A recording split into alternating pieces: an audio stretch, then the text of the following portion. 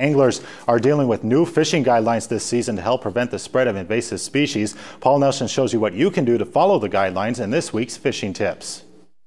This week we're going to talk about using live bait.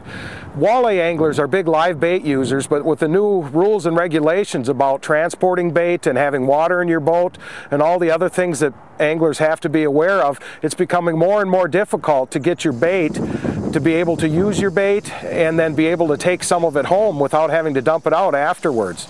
Now what you're going to have to do is bring water with you in your truck to exchange once your bait is out of there. And what a lot of guys are doing, rather than putting them in their bait wells anymore, is that they're buying their bait in oxygen bags, so that those are sealed bags that they can bring with them, and as they use a dozen minnows, they open up a new bag, so if you're done and you haven't used all your bags, you can take those bags home with you. But what I've been using, and a lot of guys are using, are these little minnow buckets that actually have a built-in aerator to them. So I put a dozen minnows in here, and just to help keep those alive, I'll bring with some ice cubes to keep the water cool, and I even put an additive in it, like this U2 stuff, which actually takes the ammonia out of the water that builds up after minnows have been in the same water for a while. It also takes chlorine bleach out of the water, and it actually helps improve or add back some of the minnow slime that are on the minnows that helps keep them lively and fresh. So nowadays you're going to may have to invest, if you're going to keep using live bait,